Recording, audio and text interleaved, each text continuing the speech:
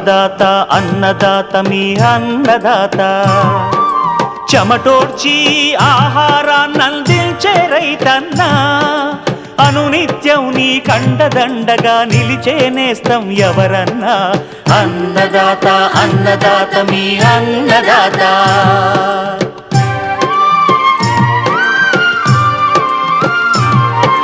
నూతన రీతుల సాగుబడికి నూరింతలు పెరిగే దిగుబడికి సూచనలిచ్చే సస్య రక్షణకు పశు పోషణకి శాస్త్ర విజ్ఞానం అందించి ముందుకు నడిపే తెలుగు రైతు భారతదేశానికి మకుటం అయ్యేలా తీర్చిదిద్దే ఆశయంతో మిమ్ము మేలు కొలిపేది అన్నదాత అన్నదాత అన్నదాత మీ అన్నదాత అన్నదాత అన్నదాత మీ అన్నదాత. అన్నదాత ప్రేక్షకులకు నమస్కారం. ఈనాటి ముఖ్యాంశాలు: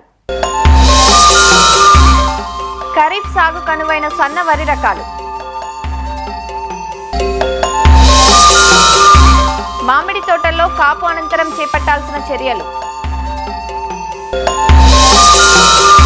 కార్పు చేపల పెంపకంలో ఖర్చులు తగ్గించుకునేందుకు సూచనలు, ఇంకా జై కిసాన్ వ్యవసాయ సమాచారం.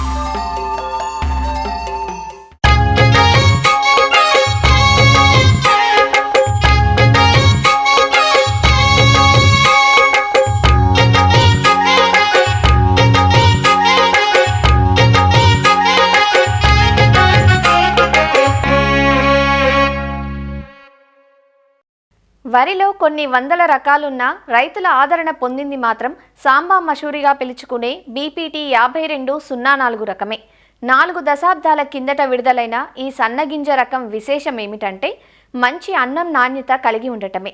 మార్కెట్లోనూ సన్నగింజ రకాలకు విపరీతమైన గిరాకీ పెరుగుతున్న నేపథ్యంలో ప్రొఫెసర్ జయశంకర్ తెలంగాణ రాష్ట్ర విశ్వవిద్యాలయం శాస్త్రవేత్తలు బీపీటీకి ధీటుగా కొన్ని మేలు వంగడాలను రూపొందించారు. బీపీటీ రకం త్వరగా దోమపోటు, ఎండు తెగులు వంటి చీడపీడలకు లొంగిపోతుండగా ఆ సమస్యలను అధిగమించేలా ప్రత్యామ్నాయ రకాలను రూపొందించారు. ఇవి తెలంగాణ సహా ఆంధ్రప్రదేశ్, కర్ణాటక రాష్ట్రాల్లో ప్రాచుర్యం పొందుతున్నాయి. మరి ఖరీఫ్లో సాగు కనువైన సన్నగింజ రకాల గురించి రాజేంద్రనగర్లోని ప్రొఫెసర్ జయశంకర్ తెలంగాణ రాష్ట్ర వ్యవసాయ విశ్వవిద్యాలయం విత్తన విభాగం శాస్త్రవేత్త డాక్టర్ దామోదర రాజు నుంచి తెలుసుకుందాం.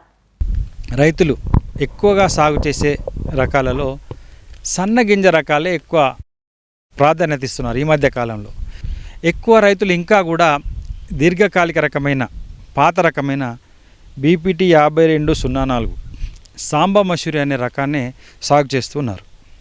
సో చాలామంది రైతులకు దానికి ప్రత్యామ్నాయంగా ఏం రకాలు అందుబాటులోకి వచ్చినాయి, ఎలాంటి రకాలు సాగు చేసుకోవచ్చు అన్నదాన్ని ఇంకా పూర్తిగా అవగాహన రైతులకు కలగలేదు. దానిలో మొట్టమొదటిది RNR 15048 తెలంగాణ సోనా. ఇది ఫోటో సెన్సిటివిటీ అనే ఒక ప్రత్యేక లక్షణం కలిగిన రకం కాబట్టి దీన్ని బీపీటీకి ప్రత్యామ్నాయంగా వేసుకోవచ్చు. కానీ బీపీటీ నారు పోసినప్పుడు ఇది నారు పోయకూడదు. అంటే ముఖ్యంగా ముందుగా నారు పోయకూడదు. రోహిన్లో కానీ తర్వాత మృగశిరలో కానీ నారు పోయకూడదు. ఆరుద్ర ఎల్లుదలకు జూలై మాసంలో నార్లు పోసినట్లయితే మీరు బీపీటీ ఎప్పుడైతే పంటకు వస్తుందో అప్పుడే వస్తుంది. అంటే 120-125 రోజుల్లో పంటకు వస్తుంది, మంచి దిగుబడి వస్తుంది. అతి సన్న గింజ రకము. తర్వాత మార్కెట్లో చాలా డిమాండ్ ఉంది. ఇది స్వల్పకాలిక రకం కాబట్టి దగ్గర నాట్లు వేసుకోవాలి. దాదాపు ఒక చదర మీటర్కు 45-60 కుదురులు వచ్చేలాగా ఇది నాట్లు వేసుకుంటే మీకు కొంచెం పిలకల సంఖ్య తక్కువగా ఉంటుంది కాబట్టి మీకు మంచి దిగుబడి వచ్చే అవకాశం ఉంటుంది దగ్గర నాట్లు వేసుకుంటే. తర్వాత తక్కువ నత్రజనిలో పంట పడుతుంది కాబట్టి ఎక్కువ యూరియా వేయకూడదు. సిఫార్సు మేరకే యూరియా వేయాలి. అంటే దాదాపు 75 కిలోల యూరియాను మించకుండా వేయాలి. 25-25-25 3 దఫాలుగా. ఒకసారి నాటు వేసినప్పుడు, తర్వాత నాటు వేసిన 15 రోజులకు, తర్వాత నాటు వేసిన 30 రోజులకు. ఈ విధంగా ఈ తెలంగాణ సోనా అనే రకాన్ని సాగు చేసుకోవాలి. ఇంకా స్వల్పకాలిక రకాలు ఏం అందుబాటులో ఉన్నాయని చూసుకున్నట్లయితే సన్న రకాలు JGL 1798 అని ఒక రకము. ఇది స్వల్పకాలిక రకము, 120 రోజుల కాల పరిమితి. సాంబా మషూరి లాగానే ఉంటుంది, మంచి దిగుబడి వస్తుంది, ఉల్లికోడును తట్టుకుంటుంది. అదేవిధంగా JGL 384 అనే ఒక మధ్యకాలిక రకము మీకు బీపీటీకి ప్రత్యామ్నాయంగా వేసుకోవచ్చు. ఇది కూడా సాంబా మషూరి లాగానే ఉంటుంది, ఉల్లికోడును తట్టుకుంటుంది, మంచి దిగుబడినిస్తుంది. JGL 3844 అని స్వల్పకాలిక రకం ఒకటి అందుబాటులో ఉంది. ఇది కూడా మీకు సాంబా మసూరికి ప్రత్యామ్నాయంగా వేసుకోవచ్చు. ఆలస్యంగా నార్లు పోసుకోవాలి, జూలై నెలలో నార్లు పోసుకోవాలి. గింజ తెల్లగా ఉంటుంది, గింజ నాణ్యంగా ఉంటుంది. తర్వాత ఈ ప్యానికిల్ మైట్ని తట్టుకుంటుంది, ఉల్లికోడును తట్టుకుంటుంది.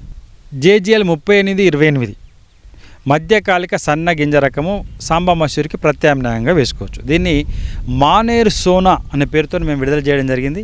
వివిధ పురుగులను తెగులను బాగా తట్టుకుంటుంది, ముఖ్యంగా ఉల్లికోడును బాగా తట్టుకుంటుంది. 135 రోజులు. ఇంకా వరంగల్ ప్రాంతంలో, తర్వాత కరీంనగర్ ప్రాంతంలో, నిజామాబాద్ ప్రాంతంలో ఎక్కడైతే ఉల్లికోడు ఎక్కువగా వస్తుందో ఈ రకాన్ని వేసుకోవచ్చు. జేజీఎల్ 11470 జగిత్యాల మసూరి అనే పేరుతో విడుదల చేయడం జరిగింది. ఇది బీపీటీ కంటే సన్నం ఉంటుంది. ఆరుద్ర కార్తీలో కనుక నార్లు పోస్తే 130 రోజులు వస్తుంది.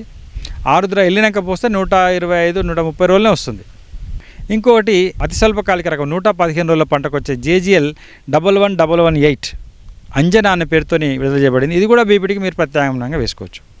ఇది కూడా ఆకు ఎండు తగులు తట్టుకుంటుంది, కొంతవరకు ఉల్లికోడును తట్టుకుంటుంది, మంచి దిగుబడినిస్తుంది. ఈ రకం కూడా ఎన్నుకోవచ్చు. ఇంకొక అతి ముఖ్యమైన రకం, ఈ మధ్య కాలంలో విడుదలైన రకం, బాగా ప్రాచుర్యం పొందిన రకం KNM 1638 కూనారం రైస్ 2 అనే పేరుతో ఇది విడుదల చేసినాం. ఇది సాంబా మసూరి లాగా ఉంటుంది. 125 నుంచి 130 రోజుల కాల పరిమితి. వివిధ పురుగులను తెగులను తట్టుకుంటుంది. అంటే పెట్టుబడి ఖర్చు చాలా తక్కువ, దిగుబడి ఎక్కువ. ఇక్కడే కాదు, నెల్లూరు తర్వాత ఇతర రాష్ట్రాల్లో కూడా బాగా ప్రాచుర్యం పొందింది. WGL 962 అనే ఒక రకం ఉంది. వరంగల్ పరిశోధనా స్థానం నుంచి విడుదల చేయబడింది. ఇది కూడా సేమ్ సాంబా మసూరి లాగానే ఉంటుంది. 120 నుంచి 120 రోజుల కాల పరిమితి, సన్నగింజ రకము, కొంతవరకు పురుగులను తట్టుకుంటుంది, మంచి దిగుబడినిచ్చే రకం. చాలామంది రైతులు మాకు ఈ చౌడు ఉన్న దగ్గర సన్నగింజ రకం ఏం వేసుకోవాలి అని అడుగుతున్నారు. బీపీటీకి ప్రత్యామ్నాయంగా కంపసాగర్ వరి పరిశోధన స్థానం నుంచి KPS 2874 అనే రకాన్ని విడుదల జరిగింది. ఇది 145 రోజుల కాల పరిమితితో బీపీటీ గింజ నాణ్యతతో చౌడును తట్టుకునే రకంగా మేము రూపొందించడం జరిగింది. వరంగల్ ప్రాంతంలో ఎక్కువగా మాకు ఉల్లికోడు వస్తుంది. దీనికి బీపీటీ వేస్తే వేరే రకాలు వేసినా కూడా ఉల్లికోడు వస్తుంది.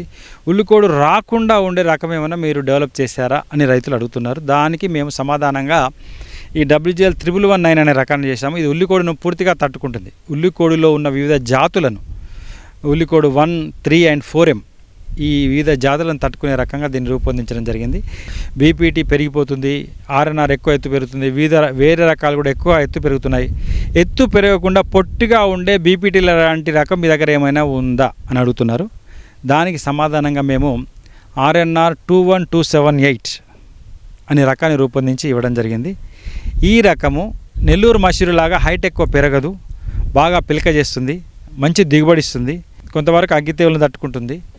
ఈ రకాన్ని మీరు సాంబా మసూరికి ప్రత్యామ్నాయంగా స్వల్పకాలిక రకంగా మీరు ఎంచుకోవచ్చు. బీపీటీ లాంటి అన్నం నాణ్యత కలిగిన రకం మాకు కావాలి. సో మేము ఒక మధ్యకాలిక రకాన్ని జగిత్యాల్ వరి పరిశోధనా స్థానం నుంచి డెవలప్ చేయడం జరిగింది. అది JGL 28545. అన్నం నాణ్యత బీపీటీ లాగా ఉంటుంది, గింజ నాణ్యత కూడా బీపీటీ లాగా ఉంటుంది. మధ్యకాలిక రకము.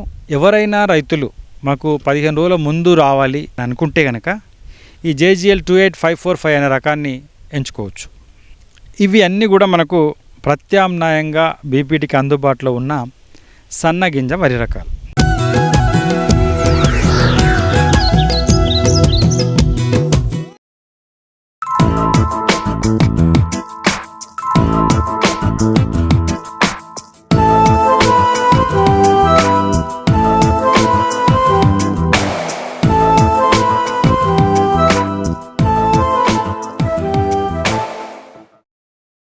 ఉభయ తెలుగు రాష్ట్రాల్లో అత్యధిక విస్తీర్ణంలో సాగయ్యే పండ్ల తోట మామిడి. 2 రాష్ట్రాల్లో దాదాపు అన్ని జిల్లాల్లో ఈ తోటలు సాగులో ఉన్నాయి. వేసవిలో పసందైన ఫలాలను అందించే మామిడిలో ముందు నాటికి మంచి దిగుబడులను సాధించాలంటే ఇప్పటి నుంచే ప్రణాళికాబద్ధంగా యాజమాన్య పద్ధతులు చేపట్టాలి. మే, జూన్ మాసాల కల్లా చాలా వరకు తోటల్లో కోతలు పూర్తయిపోతాయి. కాపునిచ్చి అలసిన చెట్లకు కొంతకాలం విశ్రాంతినిచ్చిన అనంతరం ఎండు కొమ్మలను కత్తిరించి ఎరువులను అందించాలి. అప్పుడే చెట్లు మళ్లీ శాఖీయంగా పెరిగి కొత్త కొమ్మలనిస్తాయి. కోతల అనంతరం మామిడి తోటల్లో చేపట్టాల్సిన యాజమాన్య పద్ధతులను తెలియజేస్తున్నారు నాగర్ కర్నూలు జిల్లా పాలెం కృషి విజ్ఞాన కేంద్రం శాస్త్రవేత్త ఏ శంకర్. మామిడి కోతలు అనేది ఏప్రిల్ మే చివరికల్లా దాదాపుగా పూర్తి అవుతాయి. ఈ సంవత్సరం కాత తక్కువ ఉన్నది కాబట్టి ఆల్రెడీ రైతులందరూ కోతలను పూర్తి చేశారు. తోటలను అలాగే వదిలేయకుండా మనం కొన్ని కల్చరల్ ప్రాక్టీసెస్ చేపట్టినట్లయితే మొక్కలు తొందరగా రీజువినేట్ అయిపోయి తర్వాత మంచి లేత కొమ్మలు ఇగుర్లు వచ్చేసి వచ్చే జనవరి ఫిబ్రవరిలో మనకు మంచి పూత వచ్చే అవకాశం ఉంటుంది. దీనిలో ముఖ్యంగా మనము కోత అయిపోయిన తర్వాత చెట్లను అలాగే వదిలేయకుండా ఒకవేళ వర్షాలు పడకపోతే మంచి నీటి తడులను ఇవ్వాల్సిన అవసరం ఉంటుంది. వర్షాకాలంలో మనకు కొమ్మ కత్తిరింపులు కూడా చేసుకోవాల్సిన అవసరం ఉంటుంది. ఈ ముదురు తోటలో మనం చూసుకున్నట్లయితే సెంటర్ ఓపెనింగ్ సిస్టమ్ అంటాము. అంటే సెంటర్లో స్ట్రైట్గా పెరిగేటువంటి ఒక కొమ్మను చూసుకొని మనం దాన్ని కొమ్మ మొదల దగ్గర కట్ చేసుకున్నట్లయితే మనకు చెట్టు యొక్క అంతరాలంలోకి బాగా సూర్యరశ్మి చేరి చెట్టు ఆరోగ్యం మెరుగుపడుతుంది. సో దీనికి ఈ సెంటర్ ఓపెనింగ్ సిస్టమ్ అనేది జూన్ జూలైలోనే చేపట్టుకోవాలి. అలాగే మనకు కెనపీ మేనేజ్మెంట్ అంటే ఇప్పుడు పెద్ద మామిడి చెట్లలో కొమ్మలు చాలా గుబురుగా ఉండకుండా మనకు కేవలం 70% కొమ్మలే ఉండి మిగతాదంతా ఓపెన్గా ఉండేటట్టు అవసరం లేని కొమ్మలను మనం దాదాపుగా కత్తిరించి వేసినట్లయితే మనకు చెట్టు యొక్క ఆరోగ్యం బాగా మెరుగుపడుతుంది. తర్వాత లేత తోటల్లో చూసుకున్నట్లయితే ఇప్పుడు మనకు కొమ్మ కత్తిరింపులకు అనువైన సమయం అన్నమాట. ఈ కొమ్మ కత్తిరింపుల్లో ముందుగా మనకు చెట్టు యొక్క ప్రథమ కాండం మీద ఒక 4 ద్వితీయ శాఖల నుంచి దాని నుంచి మళ్ళీ తృతీయ శాఖలు ఒక 4 వచ్చేలాగా ప్రతి కొమ్మకి ఉంచుకొని మిగతా అవసరం లేని కొమ్మలను మనం తీసివేయాలి. ఈ తర్వాత ఇప్పుడు 4-5 సంవత్సరాలతో వయసున్న చెట్లలో మనకు చెట్టు యొక్క కొన భాగాల నుంచి దాదాపుగా 3 కనుపులు చివరికి కట్ చేసినట్లయితే దానికి కొత్త చిగుర్లు వచ్చేసి మనకు పూత అనేది ఎక్కువ రావడానికి అవకాశం ఉంటుంది. ఈ విధంగా మనకు అవసరమున్న ముదురు తోటల్లో కూడా మనం చేసుకోవాలి. వానాకాలంలో మనకు ప్రతి చెట్టుకి అంటే 10 సంవత్సరాల పైబడిన చెట్టుకి దాదాపుగా 1 కింటా పశువుల ఎరువుని ఈ చెట్టు పాదుల్లో మొత్తం ఈ పశువుల ఎరువును పరిచి మట్టి కప్పివేయాలి. దీంతోపాటు మనకు వర్షాకాలంలో మొత్తం సంవత్సరానికి అవసరమైన ఎరువుల మోతాదుల్లో 2/3 వంతు ఈ ఎరువులని వర్షాకాలంలో వేసుకోవాలి. దీంట్లో ముఖ్యంగా మనం చూసుకున్నట్లయితే యూరియా అయితే 1.2 కిలోలు, అలాగే సింగిల్ సూపర్ ఫాస్ఫేట్ అయితే 4.5 కిలోలు, మ్యూరేట్ ఆఫ్ పొటాష్ అయితే 1.2 కిలోలు డోస్ని మనము మొక్క పాదులలో వేసుకొని మట్టి కప్పి వేసినట్లయితే వర్షానికి ఈ ఎరువుల వినియోగం పెరిగి చెట్లు గుబురుగా పెరుగుతాయి. ఇంకా తర్వాత కోత అయిపోయిన తర్వాత మనకు చెట్లు నిర్జీవనంగా తయారవుతాయి. వీటిని తొందరగా మనము రిజ్యూనేట్ చేయడానికి ఈ ఫోలియర్ స్ప్రే చేసుకోవాల్సిన అవసరం ఉంటుంది. ఈ ఫోలియర్ స్ప్రేలో ముందుగా మనం చూసుకున్నట్లయితే సూక్ష్మ పోషకాలు అయినట్టయితే జింక్ 5 గ్రాములు, ఐరన్ సల్ఫేట్ 2.5 గ్రాములు, బోరాన్ 2 గ్రాములు, కాల్షియం సల్ఫేట్ 2 గ్రాములు, మెగ్నీషియం సల్ఫేట్ 3 గ్రాములు, తర్వాత దీంతోపాటు 319 కానీ యూరియా కానీ ఏదైనా ఒకటి 10 గ్రాములు లీటర్ నీటికి చొప్పున కలిపేసి చెట్టు అంతా మొత్తము తడిచేలాగా పిచికారీ చేసుకోవాలి. తర్వాత మనకు ఈ చెట్ల కింద రాలినటువంటి పిందెలు, కాయలు ఎలాంటి వ్యర్థాలు లేకుండా అన్నీ ఒక దగ్గరికి చేర్చి కుప్పలుగా చేసి తగలబెట్టాలి. ఎందుకంటే పండుగ అనేది రాలిన పండ్ల మీద, కాయల మీద బ్రూడింగ్ చేయకుండా మనం నివారించినట్లయితే మనకు ఈ పండుగ సంతతి అనేది నెక్స్ట్ సీజన్కి గణనీయంగా తగ్గించుకోవచ్చును. దీని తర్వాత మనం వేసవిలో తేలికపాటి దుక్కిని చేయాలి. కల్టివేటర్తో కానీ రోటావేటర్తో కానీ చెట్ల కింది వరకు కానీ దున్నినట్లయితే మనకు ఏదైనా పురుగులు కానీ కోశస్థ దశలో ఉన్నప్పుడు పైకి చేరి ఎండ వాతావరణానికి చనిపోతాయి. వర్షాకాలంలో తోటల్లో ఒక భూసారాన్ని పెంచుకోవడానికి పచ్చి రొట్టెలు లాంటి జనుములు కానీ జీలుగలు కానీ ఎకరానికి 10 నుంచి 20 కిలోల చొప్పున ఒత్తుగా చల్లేసుకొని పూత దశకు రాగానే రోటావేటర్తో భూమిలో కళ్ళి దున్నాలి. ఇంకా మనము మామిడి తోటల్లో అంతర పంటలు సాగు చేయడం మీద దృష్టి పెట్టినట్లయితే మనం ఇన్కమ్ని డబుల్ చేసుకోవచ్చు. దీనికి మామిడి తోటల్లో అంతర పంటలు సాగు చేసుకోవడానికి అనుకూలమైనవి మన ప్రాంతానికి అనుగుణంగా పసుపు కానీ అల్లం కానీ మనం సెలెక్ట్ చేసుకొని సాగు చేసుకోవచ్చును. అలాగే మనకు ఇంకా ముదురు తోటల్లో కంద కానీ చామ కానీ ఇవి కూడా మనము సాగు చేసుకోవచ్చును. అలాగే లేత తోటల్లో కూరగాయలు ఇతర అపరాల సాగును కూడా మనం చేసుకున్నట్లయితే నికర ఆదాయం అనేది పెరుగుతుంది. ఈ విధంగా మామిడి తోటల్లో కల్చరల్ ప్రాక్టీసెస్ చేపట్టినట్లయితే మామిడి తోటలు తొందరగా రిజ్యూనేట్ అయిపోయి మళ్ళీ వచ్చే సంవత్సరం సరైన పూత కాతనిచ్చే అవకాశం ఉంటుంది.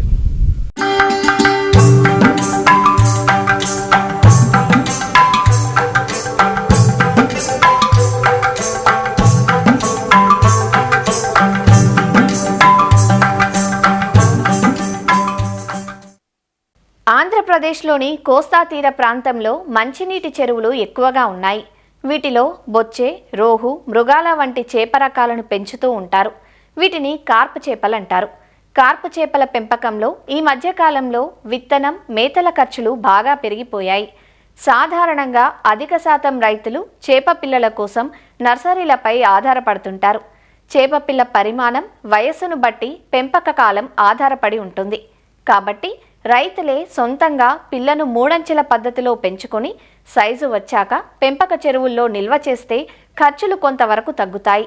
అలానే కేవలం తవుడునే అందించకుండా మేతల్లో వేరుశెనగ చెక్కను తప్పక చేర్చటం, నీటి నాణ్యతను మెరుగుపరచటం వంటి మెలకువలతో కార్పు చేపల పెంపకాన్ని తక్కువ ఖర్చుతో లాభసాటిగా మార్చుకోవచ్చంటూ పెంపకంలో మెలకువలను తెలియజేస్తున్నారు ఆచార్య ఎన్జీ రంగా వ్యవసాయ విశ్వవిద్యాలయం, నెల్లూరు కృషి విజ్ఞాన కేంద్రం మత్స్య శాస్త్రవేత్త హరిసాధు. ప్రధానంగా కార్పు చేపల పెంపకంలో మనం గమనించినట్లయితే ఎక్కడ మనం చూసినా మంచినీటి వనరుల్లో కార్పు చేపలే సాగు చేస్తారు. అందులో కూడా ఇండియన్ మేజర్ కార్ప్స్లో భాగంగా బొచ్చె, గండె, మోసు చేపలను, అలానే ఎగ్జోటిక్ కార్ప్స్లో భాగంగా గడ్డి చేపలను, కొంతవరకు బంగారు తీగ చేపలను కూడా సాగు చేస్తారు. అయితే ఈ కార్పు చేపల పెంపకంలో మనం ప్రస్తుత పరిస్థితిలో గమనించినట్లయితే మేత ఖర్చు విపరీతంగా పెరిగిపోయింది. మేత ఖర్చు పెరిగినంతగా మనకు చేపల రేటు పెరగట్లేదు. అందువల్ల రైతులకి చాలా వరకు రావాల్సినటువంటి ఆదాయం రాక చాలా ఇబ్బందులు పడుతున్నారు. అంతేకాదు కాకుండా ఈ లీజు కూడా దాదాపు ఎకరాకి 40 నుంచి 50 వేలకు అయిపోయిన కారణంగా రైతులు తీవ్ర ఇబ్బందుల్లో ఉన్నారు.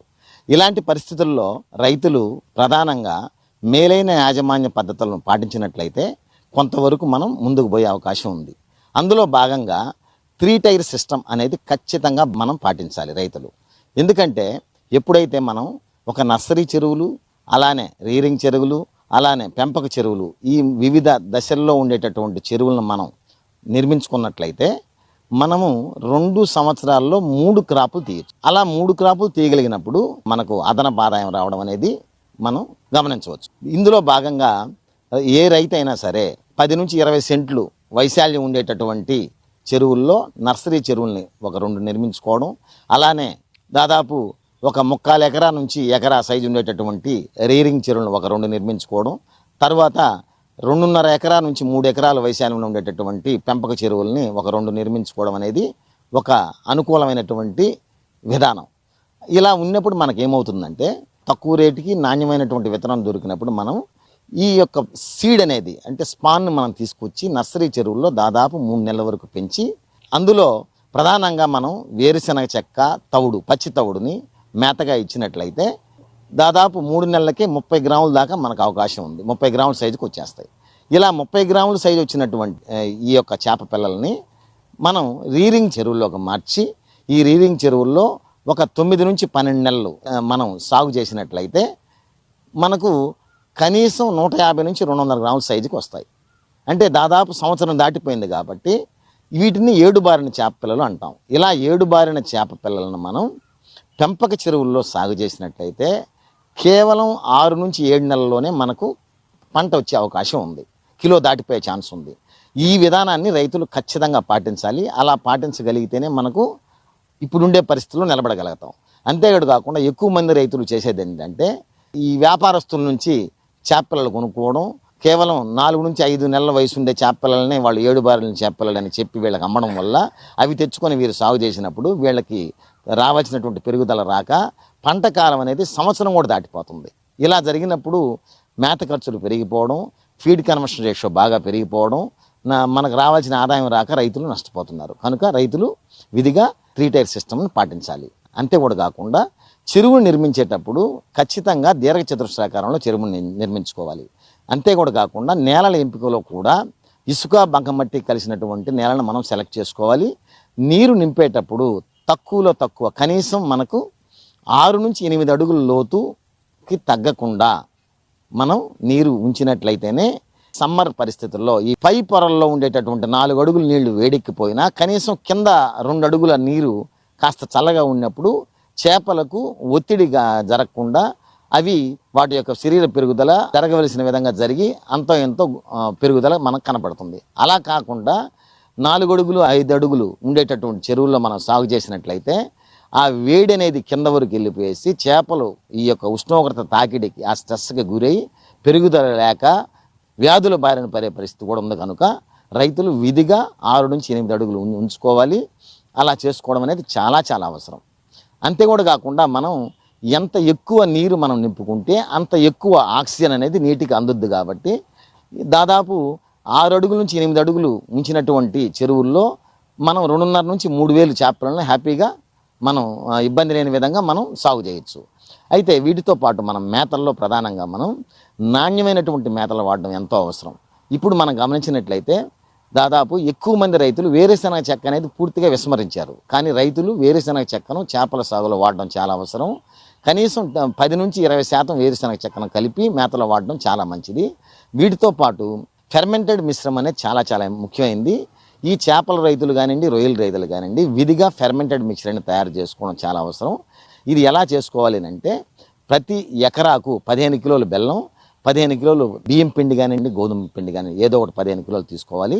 దీంతో పాటు ఒక 10 కిలోలు వేరుశనగ చెక్క, 10 కిలోలు పచ్చి తౌడు అంటే నూనె తీయకుండా ఉండేటువంటి తౌడు, దీంతో పాటు 1 కిలో ఈస్ట్ని ఒక 200 లీటర్ల డ్రమ్ములో మనం బాగా 2 రోజుల పాటు పులిగి పెట్టాలి. పచ్చికర్రలతో కలిపెట్టినప్పుడు దీనివల్ల ఇంకా మేలు జరుగుతుంది కనుక 2 నుంచి 3 రోజులు మనం అలా ఫెర్మెంట్ చేసి దాన్ని మనం మేతగా ఇవ్వాలి. ఇలా మేతగా ఇచ్చినప్పుడు మనకు ఇది అద్భుతమైనటువంటి pH బఫర్గా పనిచేయడమే కాక అద్భుతమైనటువంటి ప్రొబయాటిక్గా పనిచేస్తుంది, ఆహారంగా పనిచేస్తుంది. కనుక ఇలాంటి ఫెర్మెంటెడ్ మిక్చర్ని రైతులు విధిగా వాడాలి. వారానికి ఒకసారి ఖచ్చితంగా వాడండి. ఇలా ఫెర్మెంటెడ్ మిక్చర్ వాడేటప్పుడు మనం ఎలాంటి మేతలు ఇవ్వాల్సిన అవసరం లేదు.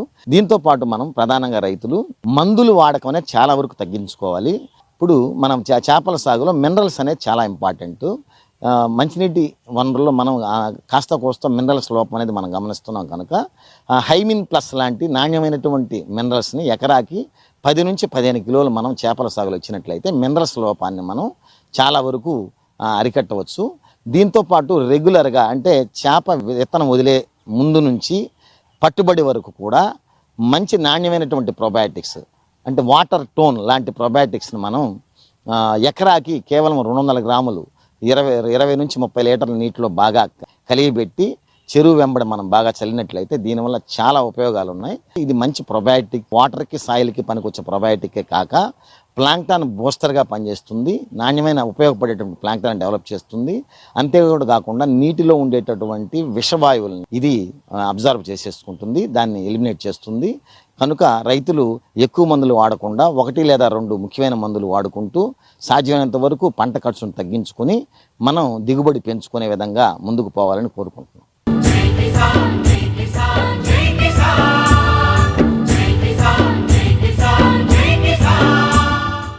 వ్యవసాయ సమాచారం ఇప్పుడు జై కిసాన్లో చూద్దాం. నిర్మల్ జిల్లాలో ధాన్యం రైతుల పరిస్థితి దయనీయంగా మారుతోంది. జిల్లాలో 1.30 లక్షల ఎకరాల్లో యాసంగి వరి సాగైంది. 18.20 లక్షల క్వింటాల దిగుబడి వస్తుందని వ్యవసాయ శాఖ అంచనా వేసింది. నెల రోజుల నుంచి 295 కేంద్రాల ద్వారా కొనుగోళ్లు ప్రారంభిస్తే ఇప్పటిదాకా 8.5 లక్షల క్వింటాలు మాత్రమే ప్రభుత్వం కొనుగోలు చేసిందంటూ రైతులు వాపోతున్నారు. సకాలంలో లారీలు రాక హమాలీల కొరత కారణంగా కొనుగోళ్లు సజావుగా సాగటం లేదని, సోన్, సారంగాపూర్, మామడ లాంటి పెద్ద యార్డుల్లో కూడా కొనుగోళ్లు సజావుగా లేక రోజుల తరబడి పడిగాపులు కాయాల్సి వస్తోందంటూ రైతులు ఆందోళన చెందుతున్నారు. దగ్గర నెల అవుతుంది మారి కోసి. నెల నుంచి మ్యాచ్ వచ్చిన తర్వాత నుంచి సంచులు లేవు, అది లేదు అని చెప్పి అట్లా ఆపిన తర్వాత మళ్ళీ లారీ లేదు, అమలు లేదు, అమలు లేరు, వాళ్ళు లేరు అని చెప్పి అట్లా ఒక 10 డేస్లో అయినాం. ఆ తర్వాత వీళ్ళు వచ్చిన తర్వాత లారీ పంపిస్తే మీ ఇష్టం, లారీ తెచ్చుకుంటే లారీకి ఇంత పైసలు అయితే తీసుకొచ్చుకోళ్ళి, మీరే నింపుకోళ్ళి, మీరే వేసుకోవాలి, ఏమైనా సరే కుట్టుకోవాలి, కానీ అన్ని మీదే, మాకేం సంబంధం లేదని చెప్తారు. వాళ్ళు ఏంటంటే కుట్టి నింపి కాంట వేసిన దానికి, అమలు వేసిన దానికి కుంటలకు 36 రూపాయలు ఇవ్వాలి. అది కాక మేమే నింపుకొని, మేమే కుట్టుకొని, మేము అన్నీ వేసుకుంటాం. ఓన్లీ లారీ లేచిన దానికి 30 రూపాయలు తీసుకుంటారు. అవి అదనపు ఖర్చు మాదే. అయినా కూడా మనుషులు వస్తే మేము బతిలాడించుకోనో, మందిని తోలుకొచ్చుకోనో, తీసుకొని తిప్పలు పడో. ఇలా పొద్దుల వచ్చినాము, పొద్దున వస్తే ఆ 400 సంచులు మేము వేసుకున్నాం. ఓన్లీ రైతులమే. అసలు గవర్నమెంట్ పట్టించుకుంటుందా లేదా మాకు తెలుస్తలేదు. ఏమనంటేనేమో కొనుక్కుంటున్నామని చెప్తారు. పోయినసారి పంట వచ్చింది, ఆన వల్ల పంట లాసిపోయినాం. ఈసారి ఆన లేక పంట దిగుబడి దేవుడి వల్ల పంట మంచిగా వచ్చింది, అమ్మ లేక లాస్ అయిపోతున్నాం. గవర్నమెంట్ కొనలేక దాన్ని మీ చేతులారా ఏం చేయలేక దాన్ని ఎటు పంపలేక తుట్టికి పావుసారి అమ్ముకుంటున్నాం సార్ మేము. మరిన్ని విభిన్న అంశాలతో రేపటి అన్నదాతలో మళ్ళీ కలుసుకుందాం. నమస్కారం. అన్నదాతలు తమ సందేహాలు సమస్యలను 1800-425-4085 టోల్ ఫ్రీ నెంబర్లో ఉదయం 10 గంటల నుంచి 11 గంటల మధ్య పని దినాలలో సంప్రదించగలరు. ఈ కార్యక్రమాన్ని యూట్యూబ్లో www.youtube.com/annadaata ETV లింక్ ద్వారా వీక్షించవచ్చు.